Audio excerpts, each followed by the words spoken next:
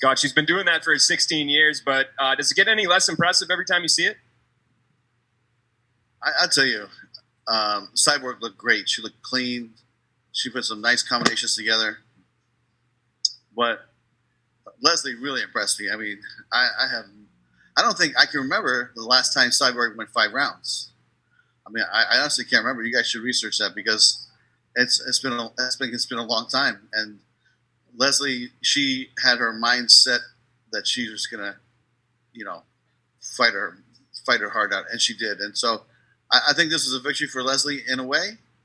And Cyborg looked like a very smart, tactical, not rushing, taking her time on her punches, and she did what she had to do, and and she looked great.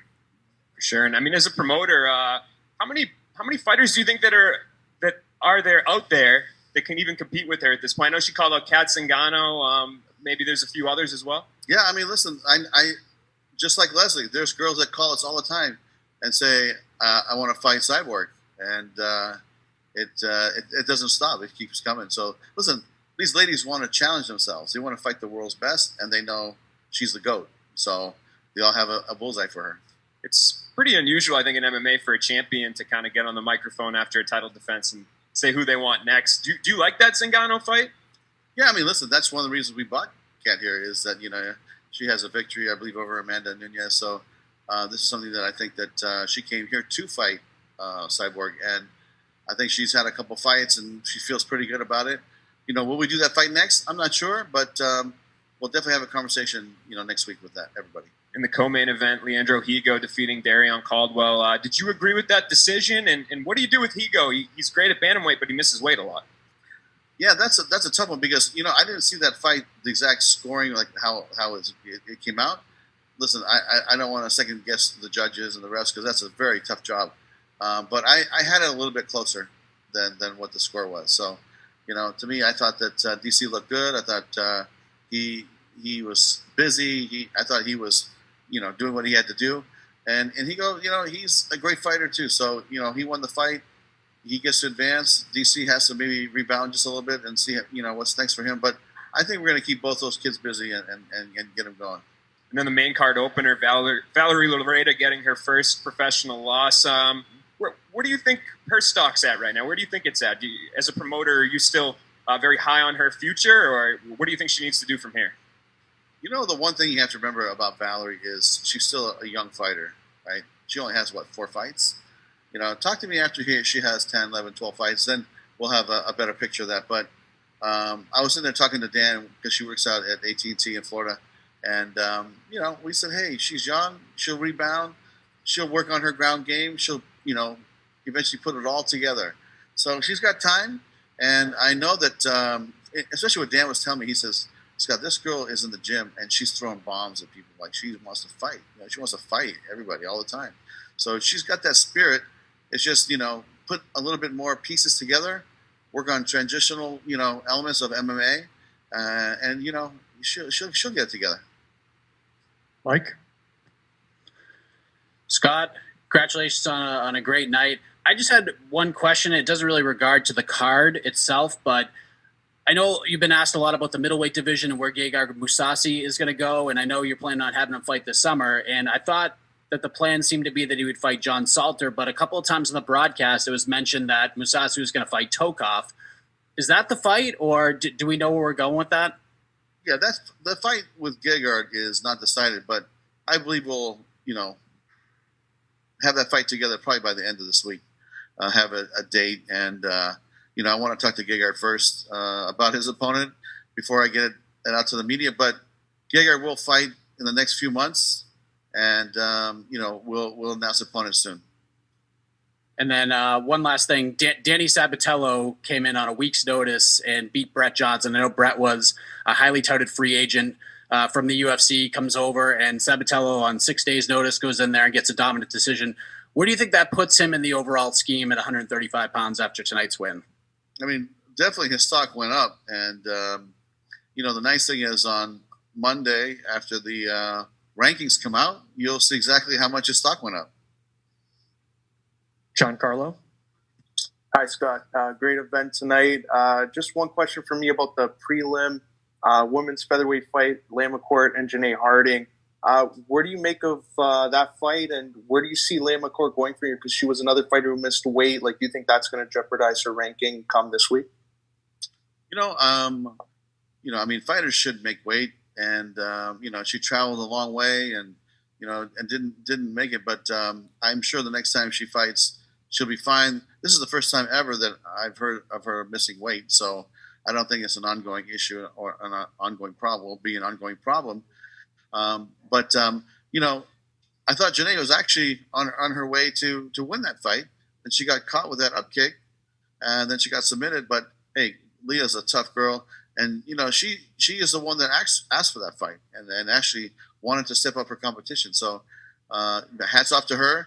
And if Janae was here and I was talking to her, I'd tell her, hey, don't put your head down.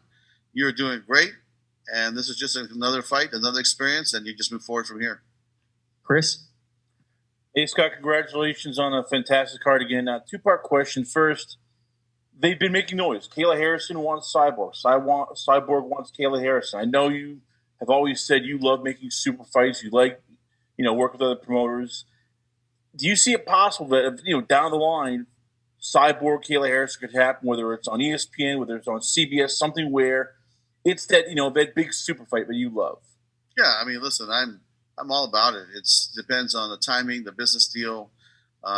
We haven't done a deal with anybody. I mean, we haven't done a deal with anybody with Kayla or her representation or Ray's company. So it's there's some things to work out to get to that point. In the meantime, listen, we have plenty of girls to fight Cyborg, and Kayla sounds like she's going to be busy. But at some point, I would love to see that fight, and I know Cyborg would too. And if I'm Kayla, I'd want to fight her as well because Cyborg is the biggest star right now. So I think Kayla has a lot to gain by fighting Cris Cyborg, and so that's something that could happen in the future. And how it gets put together and the business deal, that's going to be the devil's in the details.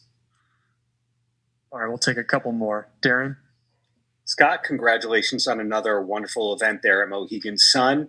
All of the matches on the main card, except the main event, technically went the distance. Is that something that you're happy about as a promoter?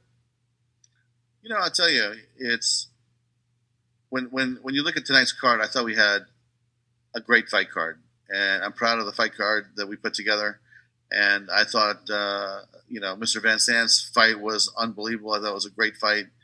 The main event, I think Cris probably looked the most seasoned I've ever seen her, because usually she's a little bit busier, but this time she looked very tactical and very, very, very seasoned and a veteran, that she is. So she didn't waste a lot of technique, didn't waste a lot of time. I thought she did what she had to do. And then, the fight with Valerie, I think that everybody got something out of tonight's event. So, but from top to bottom, I thought the fights were solid and they delivered. Maria? Hi, Scott. Maria with Throwing Bows podcast. Again, I have to agree, wonderful event. I know you've already been asked about Valerie, but I'd like to kind of switch gears and ask about Hannah. She put on a fantastic performance, obviously winning the fight. And in her post-fight, she seemed to allude that she was unsure of her future at Bellator. So based on her performance and her win over Valerie, do we expect to see her in the rankings next week? And what does her future look like at Bellator? Well, I can address the ranking. The ranking is really done by the media. And so the media will decide where she ends up in the ranking. But listen, she beat Valerie. I thought, she did a good job. She did what she had to do. To me, I think we'll definitely, work with her again, and you'll see her in the cage, hopefully soon. Last one here. Gabriel? Hey, Scott, I just want to ask you, you announced today that Juliana Velasquez will be making her title defense against Denise. I was just wondering about the decision to have her fight Denise first. I think a lot of people were maybe thinking it would be Liz Carmouche. Yeah, I think that this is something that we talked with the fight team internally. They felt really good about it, and we pulled the trigger. And I'm telling you, this fight is going to be a barn burner. A lot of people underestimate Denise Kiholt's MMA skills because she's a world championship kickboxer. And if you look at Juliana's style, she is a striker as well. So I think you're going to see fireworks on the July 16th card.